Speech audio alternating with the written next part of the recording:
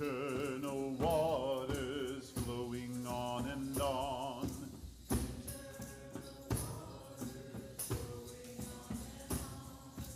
Mother, I hear you in the river's song.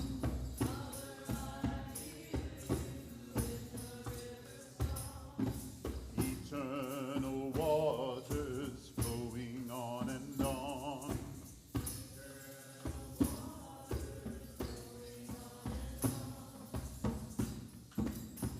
Even if you're too shy to come forward, you can drum using your hands and your feet. You can clap your hands, you can stomp your feet and click your fingers. You can blink your eyes really loud.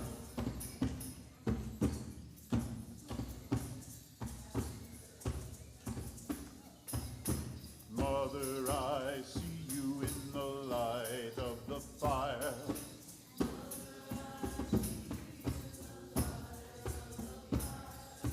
Warmth of the flame lifting us higher.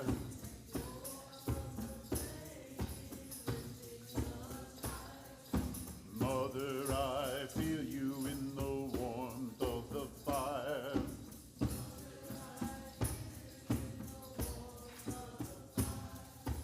Warmth of the flame lifting us higher.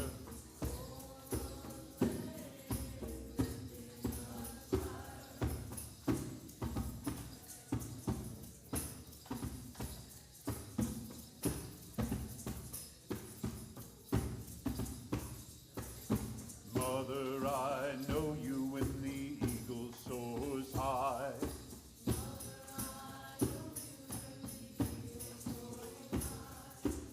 Surrounding the world with the spirit of love.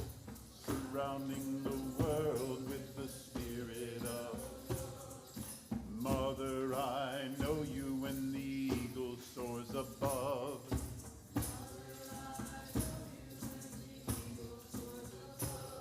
Surrounding the world with the spirit of love.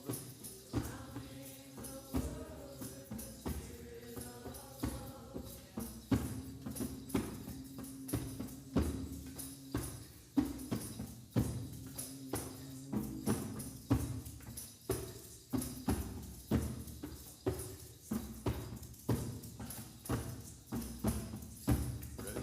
Stop.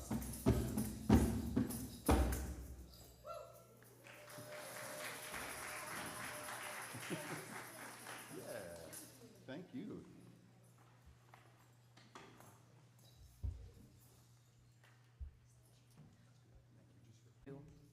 Wherever you come from, we welcome you. Whoever you love, we welcome you.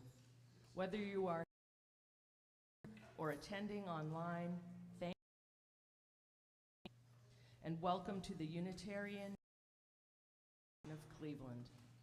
My name, pronouns are she, her, and I, this congregation.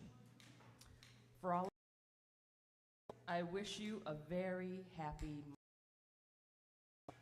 For those of you who are new today, I want to tell you about our congregation.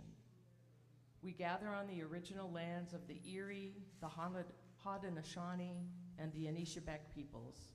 We recognize that we need to learn more about the complex and often painful history of the place we live, to care for the land we inhabit, and to show respect to the diverse peoples and cultures who preceded us, as well as those who gather here now.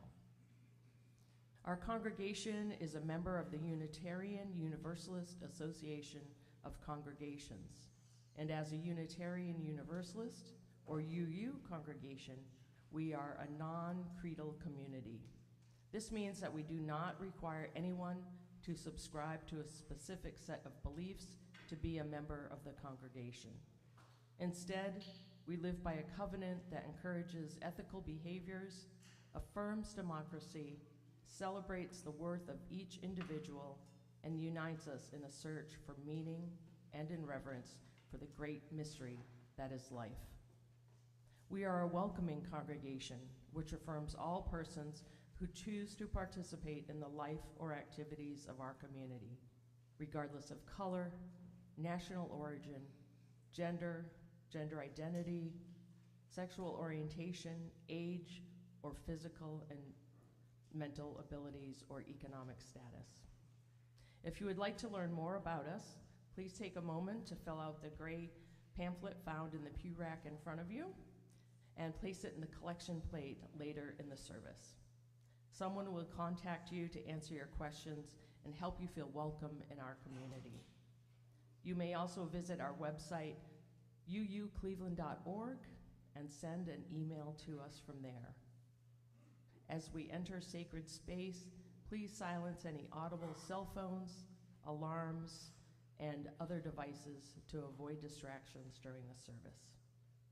This morning, we welcome Leilani as our chalice lighter. One thing Leilani would like you to know is that she loves to play tennis. Leilani is accompanied by her mommy, Amy. We light our chalice today to words adapted from Prayer for All Who Mother by Victoria Weinstein. We reflect in thanksgiving this day for those whose lives have nurtured ours, the life-giving ones who heal with their presence, who listen in sympathy, who give us wise advice, but only when asked for it. We are grateful for all those who have held us gently in times of sorrow, who celebrated with us our triumphs, no matter how small, who noticed when we changed and grew, who praised us for taking risks, who took genuine pride in our success, and who expressed genuine compassion when we did not succeed. On this day that honors mothers, let us honor all mothers, women and men alike, who from somewhere in their being have freely and wholeheartedly given life and sustenance and vision to us. May we all take attentive care of our world, our communities, and those precious beings entrusted to us by biology or by destiny or friendship, fellowship, or fate. Give us a kind mother's heart today. Amen. Good morning. I'm the Reverend Randy Partain. My pronouns are they, them, and I am so grateful to be with you in worship today, whether you are joining us in person or online this morning. Anne Lamott said something similar about Mother's Day. She said, "My main gripe with Mother's Day is that it feels incomplete and imprecise. The main thing that ever helped mothers was other people mothering them, including aunties and brothers, a chain of mothering that keeps the whole shebang afloat." Anne also says, "I am the woman I grew to be partly in spite of my mother, who unconsciously raised me to self-destruct, and partly because of the extraordinary love of her best friends, my own best friends' mothers, and from surrogates, many of whom were not women at all, but gay men. I have loved them my entire life, including my mom, even after their passing. No one is more sentimentalized in America than mothers on Mother's Day, but no one is more often blamed for the culture's bad people and behavior. You want to give me chocolate and flowers? Great. I love them both. I just don't want them out of guilt, and I don't want them if you're not going to give them to all the people who helped mother children." Words of Anne Lamott. And I hear Anne Lamott in those words making space, opening space for an abundance of what we might call mother, the way that we open space in this room when we gather together for worship. Some of us are able to sit and face forward and be still for an hour, and I love that you are able to do that. I don't know how you do that. But many of us in this room need to move. We need to stretch a little bit. We need to keep our hands busy so that our ears function. We need to do a lot of things. Some of us move a little more than others. Some of us have indoor voices that sound like other people's outdoor voices. And it's all welcome in this space where we create room for one another to be in community as we worship together. Oh, and I do want to mention, if you use an assisted listening device, I want to make sure you know that we have a loop system in this sanctuary that will pipe in what goes through the sound system into your device. You have to set it to T or T coil or something. I don't use it, so I don't know what the setting actually is. Is there somebody here that uses the loop system? What do you set it to? Do you do to it T? T coil. Okay. So if you would like to use that and try it out, I encourage you to let me know how it works, because I don't have the ability to experience it for myself. So please let us know if that's working for you, if there are challenges with it, but I encourage you to make use of that. And with that, we are going to sing together hymn number 91, Mother of Us All, which is in the gray hymnal. And before we do that, I invite you to just greet the people around you and let them know, you being here makes my day. Hey.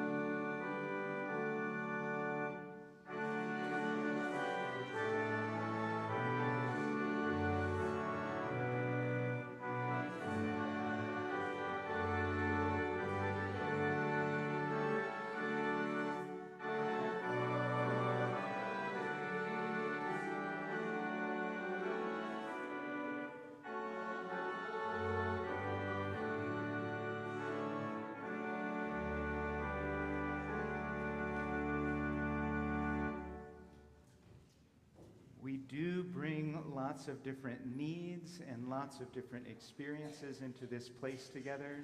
Some of those may feel like they're just exuberance, wanting a place to get out of our bodies because we can't contain it. And some of those things may feel like burdens that we don't really know where to put. And so may this be a container for all of those things. If you're joining us online, I invite you to put any joys or concerns that you want the congregation to know about in the comments. And if you're here in person, there is a book that you can write any joys or concerns that you want to share with the congregation. We do place a stone of care today for Kat Papkin, who fell down some steps on Friday and broke her foot. She is waiting to get an orthopedic appointment, and she is completely non-weight bearing for now. So Kat would appreciate our prayers and whatever good vibes folks can send to her and Jonathan. So if you're watching, good vibes to you both. Care and healing. And also a stone of healing for 6-year-old little Ace, who is going through chemo. A stone of healing for little Ace. And a stone of love to all those missing their mothers today.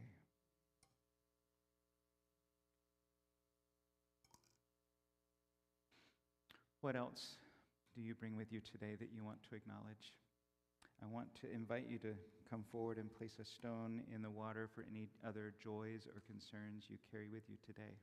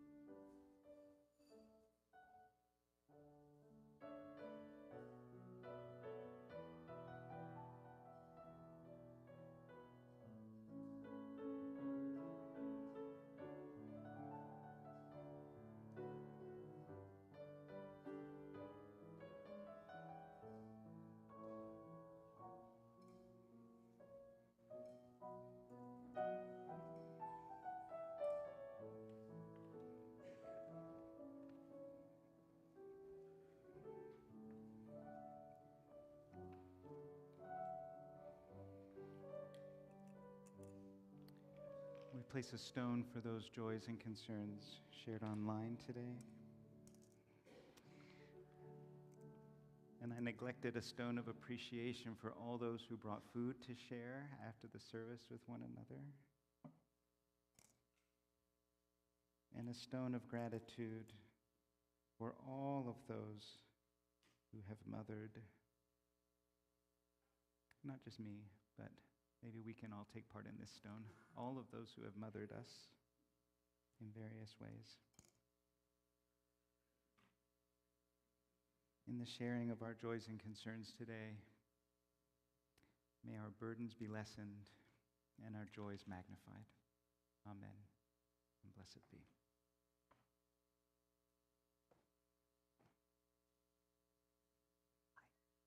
Good morning, everyone. I want to invite Bill and Nick McNally up to help me out this morning.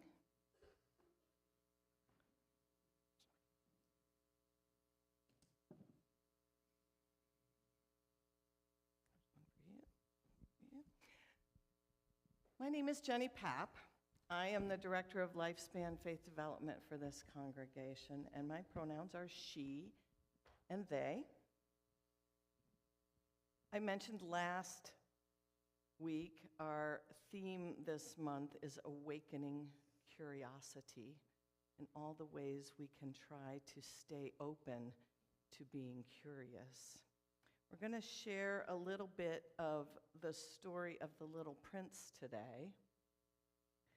In the story of the Little Prince, there's a compelling scene, I think it's chapter 13, in which the prince arrives on a new planet and encounters a businessman. Good morning. Your coffee has gone cold. 3 and 2 make 5, 5 and 7 make 12, 12 and 3 make 15. Morning. 15 and 7 make 22, 22 and 6 make 28. I haven't time to heat it again. 26 and 5 make 31. Phew. Then that makes 501,622,731. 500 million what? It's such a simple question, isn't it? Are you still there? 501 million. I can't stop. I have so much to do. I am concerned with matters of consequence. I don't amuse myself with balderdash. 2 and 5 make 7. 501 million what? During the 54 years that I have inhabited this planet, I have been disturbed only 3 times. The first time was 22 years ago when some giddy goose fell from goodness knows where. He made the most frightful noise that resounded all over the place, and I made 4 mistakes in my addition. The second time, 11 years ago, I was disturbed by an attack of rheumatism. I don't get enough exercise. I have no time for loafing.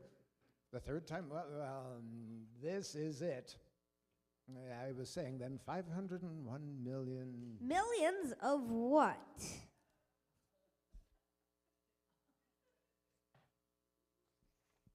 Millions of those little objects which one sometimes sees in the sky. Flies? No, little glittering objects. Bees? No, little golden objects that set lazy men to idle dreaming. As for me, I am concerned with matters of consequence. There's no time for idle dreaming in my life. Ah, you mean the stars. Matters of consequence. There he was behind his desk, counting without pause, counting a thing of beauty whose name he could not remember. Yes, that's it. The stars. And what do you do with 500 millions of stars? 501,622,731. I'm concerned with matters of consequence. I am accurate. And what do you do with these stars? What do I do with them? Yeah. Nothing. I own them. You own the stars. Yes. The little prince who has been traveling and has met others is puzzled. But I have already seen a king who says he rules everything. Yes. Kings do not own, they reign over. It is a very different matter. And what good does it do you to own the stars? It does me the good of making me rich. And what good does it do you to be rich? It makes it possible for me to buy more stars if any are discovered.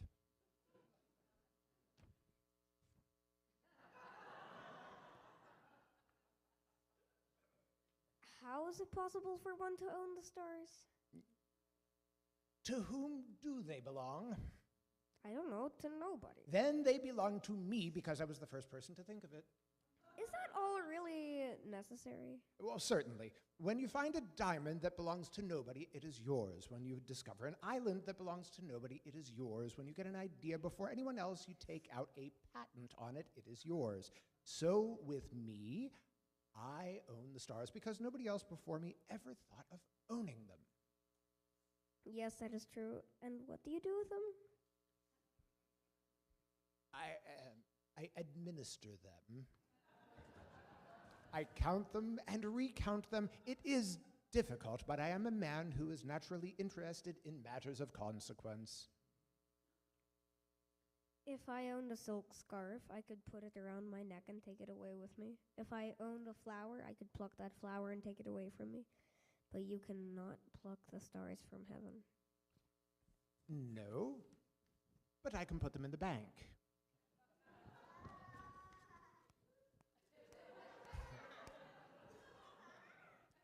Whatever does that mean? That means that I write the number of my stars on a little paper, and then I put this paper in a drawer and lock it with a key. And that is all? That is enough. The little prince thought it was entertaining, perhaps poetic, but of no great consequence. On matters of consequence, the little prince had ideas which were very different from those of the grown-ups.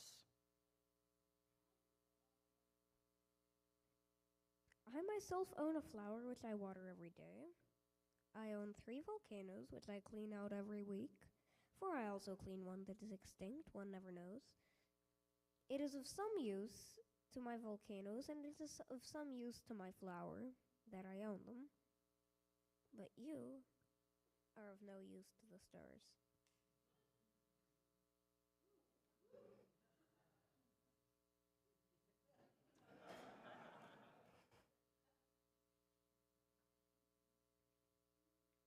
The grown-ups are certainly altogether extraordinary.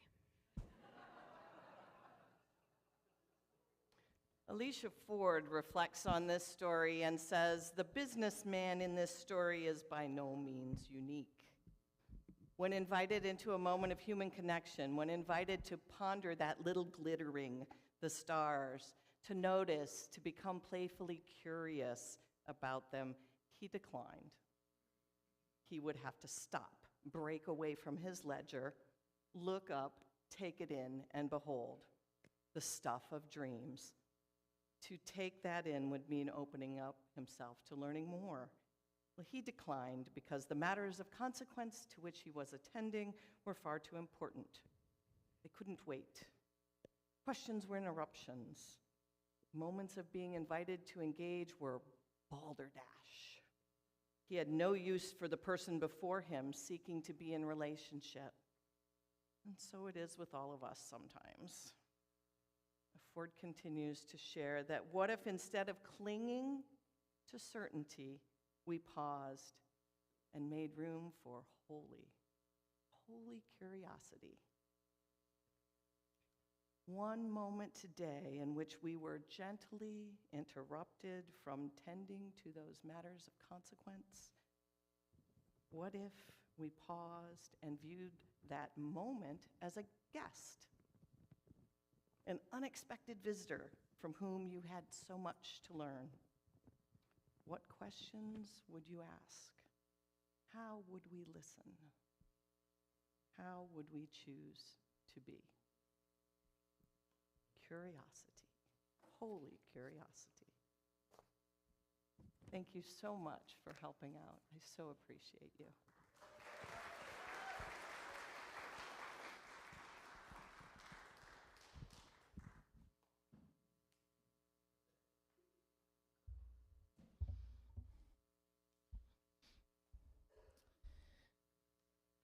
Each week, we provide a portion of our offertory to an organization that reflects our congregation's values.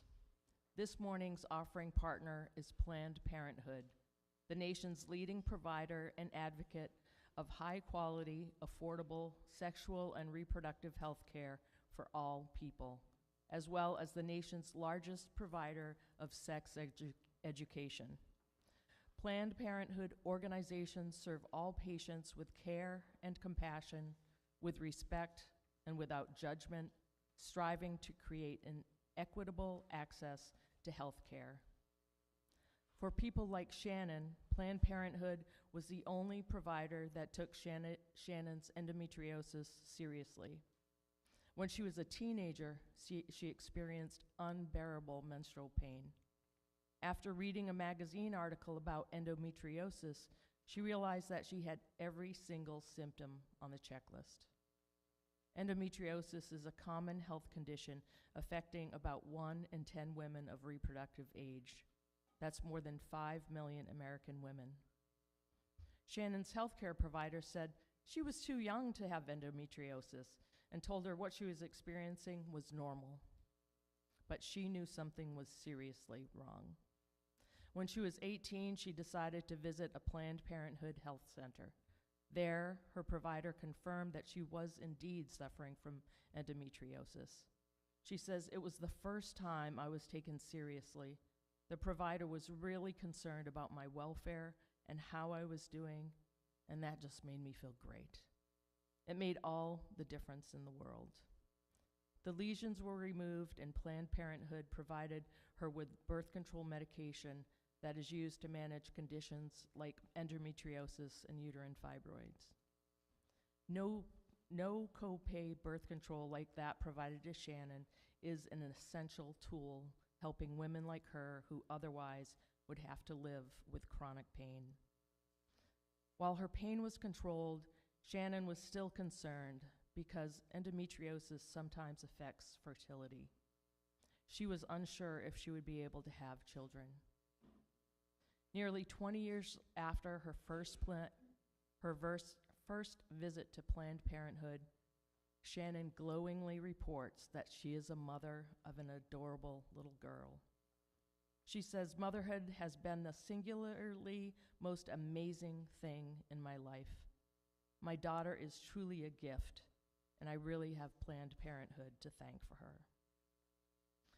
As the plate is passed this morning, please give responsibly and as you are able to support Planned Parenthood so they can continue to help women like Shannon to become mothers if and when they want to. Please place cash or checks payable to UUCC in the collection plate as it goes around. You may also contribute electronically. UUCC's preferred platform is Zelle. There's a blue card in the rack in front of you. Direct donations to donate@uucleveland.org. Or you may direct Cash App contributions to $UUCC 44122. Indicate on the memo line if your contribution is for today's plate, Planned Parenthood, or your annual pledge, or something else.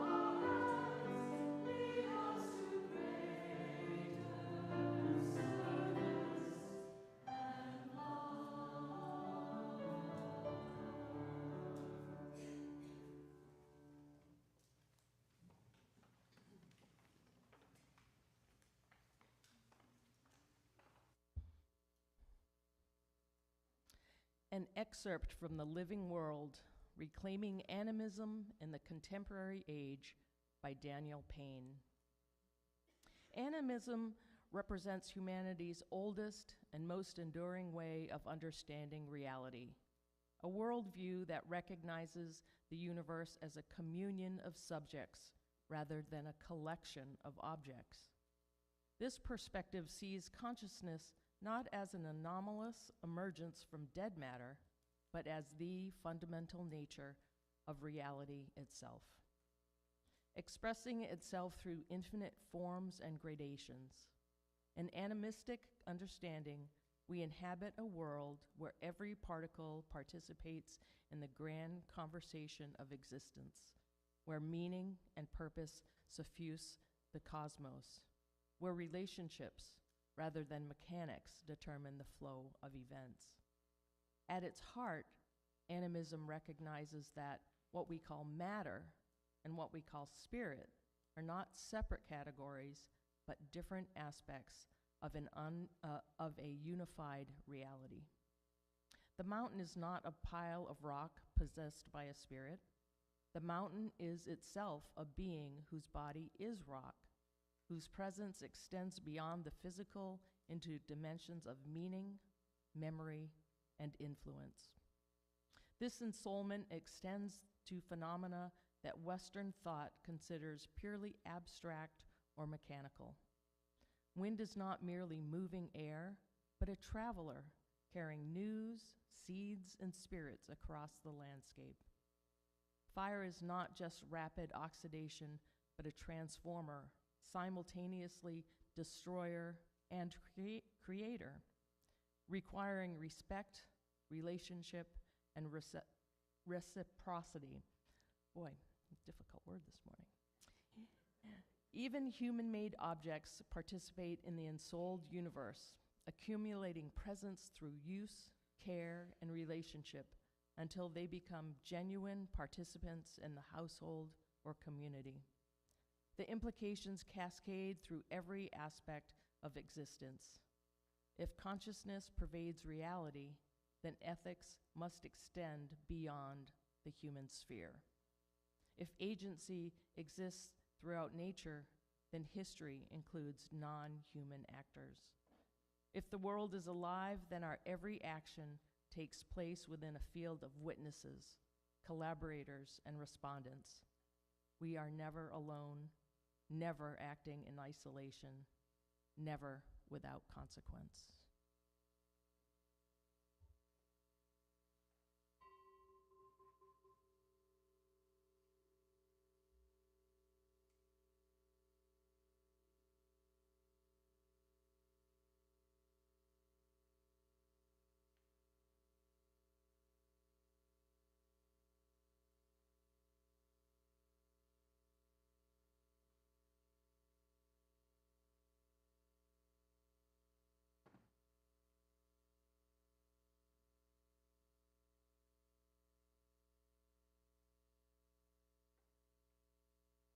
It never fails that as I draw closer to it, I realize it's still ringing and I get more of it. There's a theological something in there, but that'll be a different sermon. Wow, we've really grown over here. That's great. Good to see everybody. I love Anne Lamott talking about all the different examples, all the different people who could be mothering. We have lots of different examples of what a mother is in our own experience and in media and in observing other people's behavior. You probably are thinking about people who have been mothering to you in your life, and I hope you do share a little bit about that in our potluck later today. When you're sitting around a table, you can talk about who was mothering to you at different times. But I'm interested in the question underneath that right now, which is, what is a mother? Yes. Say it louder. A parent, yeah? What does it mean for someone to mother? Yeah. To take care of you? Yeah. Sometimes we might get home from the hospital and we have friends that gather around us and take care of us, and they are mothering to us in that moment. Yeah, what else does it mean to mother? Unconditional acceptance. Hopefully we have a few mothers in this room that can offer us unconditional acceptance. Pay attention to my emotional needs. Pay attention to your emotional needs. There are people in our lives who do not do that, and there are people in our lives who do pay attention to our emotional needs. They just kind of intuit what we're feeling. I see one back here, and then I'll come back up. Teaching. There are people who teach us, and teach us in a way that we can actually learn from. There are lots of people who might try to teach us. And then there are those teachers that really resonate with who we are. Some mothers, I guess, teach in a variety of ways. Just to be with us, just the presence, not demanding anything, not trying to fix anything, but just being with us can be mothering. Yeah. Making delicious food and not charging us a lot of money for it. Making delicious food for us is mothering. The story, say it one more time. The storytellers and the continuity. That's a facet of mothering. Or role model. Yes. Role models or not, they are examples, of course. Mothering, hopefully we think of mothering as being providing a good role model for us. Making you eat the delicious food. Sometimes we do not necessarily want what is good for us, and there are people in our lives who say, no, you need to do this. And they are insistent because they care about us. There are lots of things that get wrapped up into this idea of mothering. One more. Tell us what we don't want to hear, but what we need to hear. Okay, I said one more, but I see one more hand. Put you above them. Yeah, how often do we find it difficult to put other people's needs above our own, especially when we get anxious that our own needs aren't going to be met? We have lots of different names, lots of different ideas about what it means to be mothering, and many of us did not have that entire complete package in our own biological mothers. We learned it from other people. We received those examples probably from a whole constellation of people. But what about more expansive models of mother? Like we talk about Mother Nature and Mother Earth. And there's a reason for that, right? We don't talk about Mother Earth or Mother Nature for nothing. Where did that idea come from? Well, I'll tell you, I'm glad you asked. The concept of Mother Nature as a nurturing, life-giving force is thousands of years old, and it goes across multiple different cultures. This personification of the natural world of which we are a part, as fertile and powerful and cyclical, and in some way doing all of those things that we've named in this room. In ancient Greece, they called it Gaia. They say Gaia gave birth to the sky and the mountains and the sea. And that birthing of it also led to a care afterwards for all of those things. The Roman adaptation of that was Terra Mater, worshipped in agricultural festivals and earth-based rituals, honoring and tending to the life-sustaining systems and cycles, not just taking them for granted, but recognizing a human responsiveness and participation in those systems and cycles. Who can mother to us if we do not receive the mothering? In Buddhism, there's this figure of Phra Maitarani, an earth mother figure who wrings water of detachment out of her hair and drives away the maras, the demons that are sent to tempt Buddha as he meditated under the Bodhi tree. So earth becomes this protective mother of our spiritual growth and well-being. In Laos and Thailand, a lot of times you'll see a Buddha depicted in a touching the earth mudra, summoning the earth goddess to witness to his past good deeds. And when I read that, summoning the earth goddess to witness to his past good deeds, I think about the thing that so many of us do as children and maybe beyond, where we say, look at me. Look at the good things that I've done. Tell me that I'm worthy. Affirm me, please. And that's kind of what Buddha is doing, calling the Mother Earth to say, witness the good things that I've done. Many indigenous cultures revere earth as a sacred maternal force, a giver of life to plants and animals and people. The source of animacy, maybe animacy itself, flowing into and through all things. And if that's so, how do we respond to a mother like that?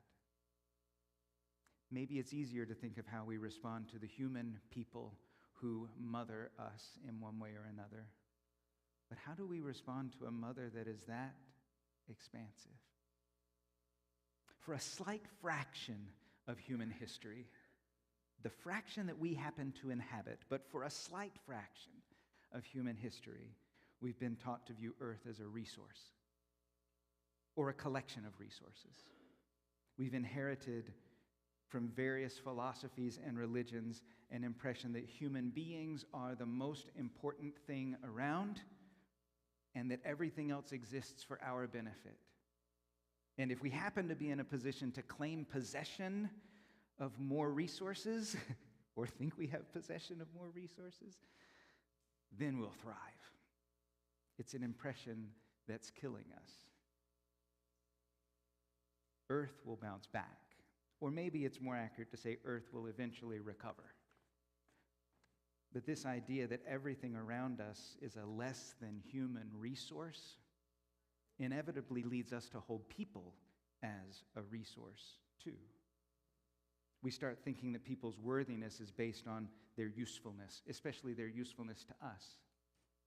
And then we turn that on ourselves too. We start to think that we are only as worthy as our usefulness. Maybe not even consciously. Whether we realize it or not, we start to treat human beings, including ourselves, the way that we treat the rest of existence. And I think it's because a wise part of us knows that we are not separate from the rest of existence. So we wind up treating it all the same. We're a part of everything, not apart from everything. We know, in a way that we don't always admit, that we are not above nature. 99% of our ancestors knew that too. But they didn't see the whole configuration as resources to be exploited. For 99% of our human history, the more than human world was treated more or less like an interconnected connection of relationships. We're all in a relational existence. So that's why Daniel Payne says ethics has to extend beyond the human sphere. If the world is alive, then we're in a relationship with mountain and wind and fire and tools. And if our every action takes place within a field of witnesses and collaborators and respondents, then we might say that the field of those witnesses, the thing that holds those collaborators, is nature or reality itself. Mother. So Mother Nature, in various forms and by various names, has a way of conceiving of that interconnected web of relationships. The breath of life that is the actual connection, the thing between us that holds us together. The overarching cyclical patterns that hold all of our relationships. The creative tension that keeps the web connected. Maybe not quite what we imagine as a human mother. Maybe that's not a human mother's job. But maybe also containing all of the qualities that we named earlier, that teaching us when we're willing to listen, that holding us in care, that providing nourishing food for us. Mother Earth does a lot of those things. So how do we respond with honest vulnerability and joyful respect and exuberant love to that mother who is existence all wrapped up in itself? Do we get Mother Earth a card that opens out into a paper bouquet? I love those things. But maybe there is something beyond that that can be a response. So what does your inner wisdom suggest? How do we respond to a mother that is all of reality wrapped up in itself, caring for us, nurturing us, holding all of our relationships? How do we respond with respect and care and exuberant joy to that mother? It's a harder question. They get harder as we go through the service. Yeah. Yeah.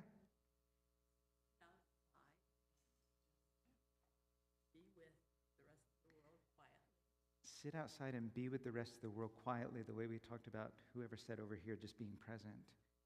The way that Mother is present with us, we can respond by just being present and not demanding anything and not needing to tend to anything, but just being present and still. Yeah.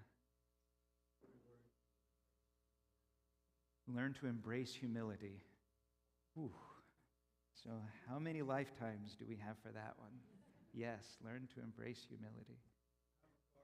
Have a garden. Yeah, be in relationship with. Yeah, absolutely.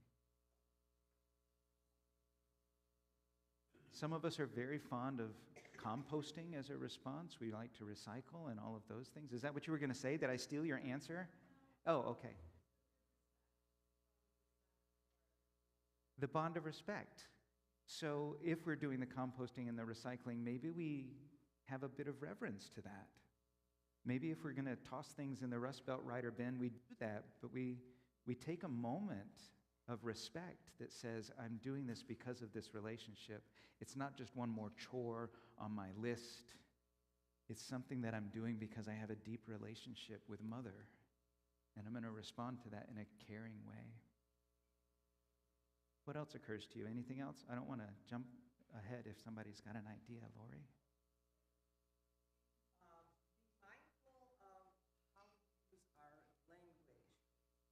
Being mindful of language. That respect and awareness, rather than just the habits that we've been taught, which is extractive and blah, blah, blah. Yeah. I mean, I use other people a lot. Right. It puts us in a different place when we use words more mindfully, yeah. Yeah, if we talk about resources, we're going to treat things like resources. If we talk about relationship, then we're going to treat things as though we're in relationship. This is spiritual work. These are not calls to action that you can just go home and put on your list and say, oh, I did that on Sunday afternoon. The things you're naming are spiritual practices that happen over time, that are habits that we might build into our days, but they're not things that we can do and be done with.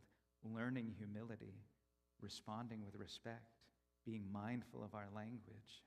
Yes, one more.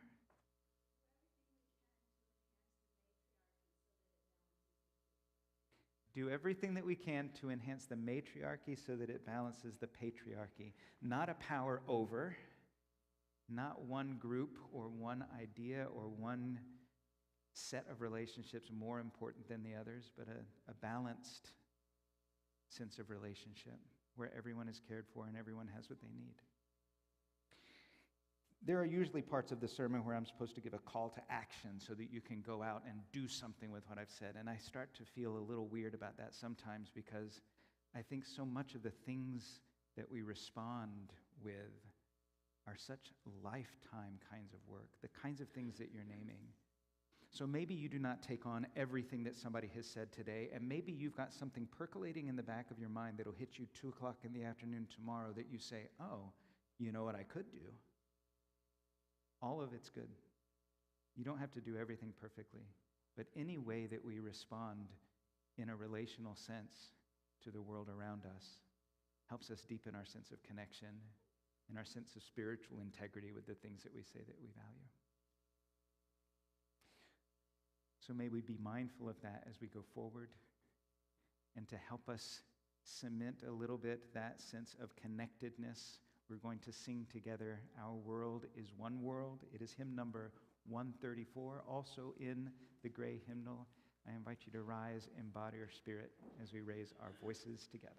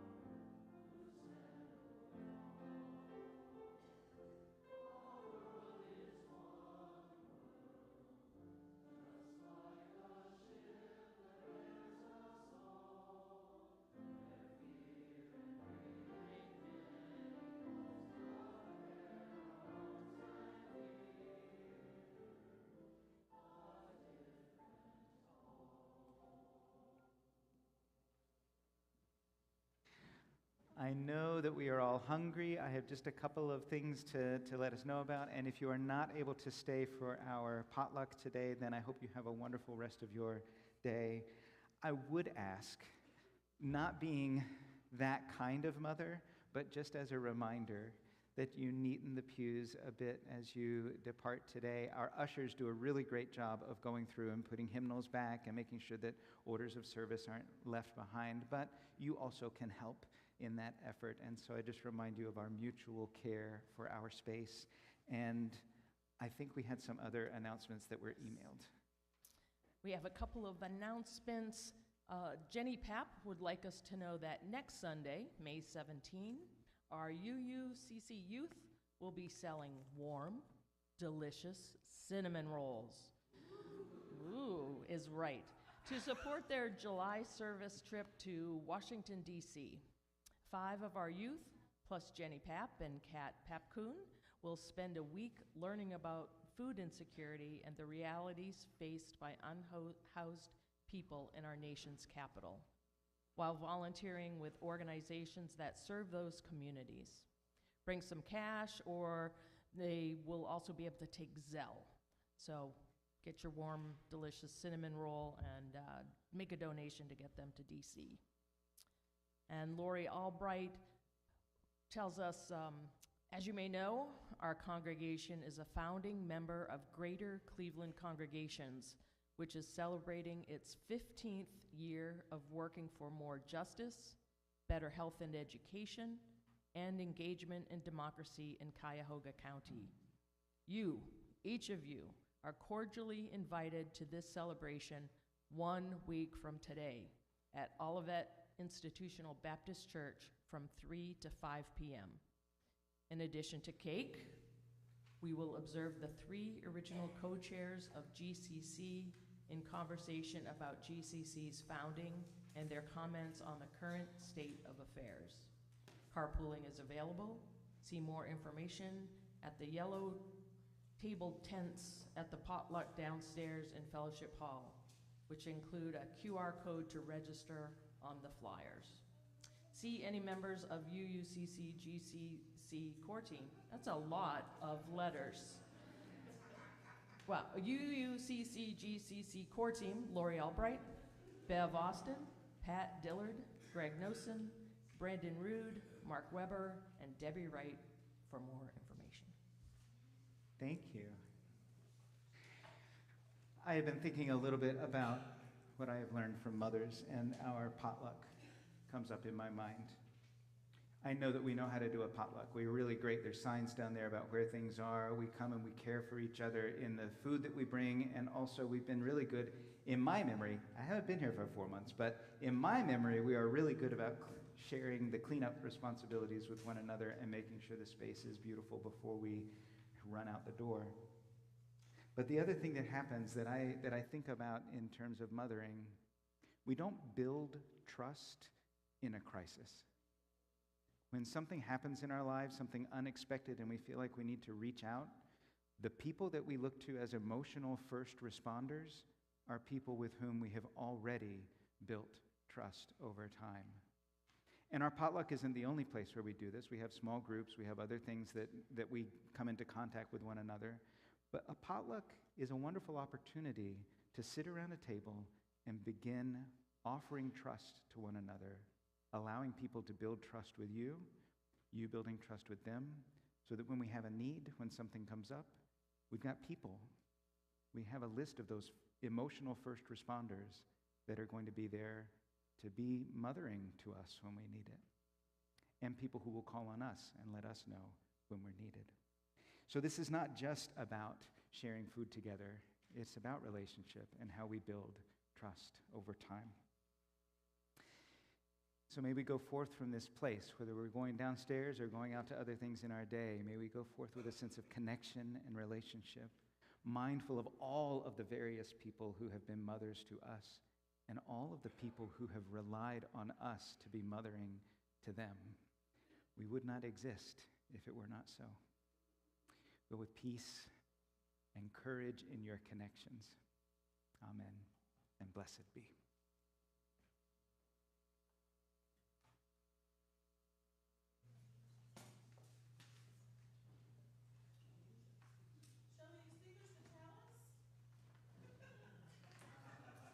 Why, yes, Mommy Amy, we shall extinguish the chalice.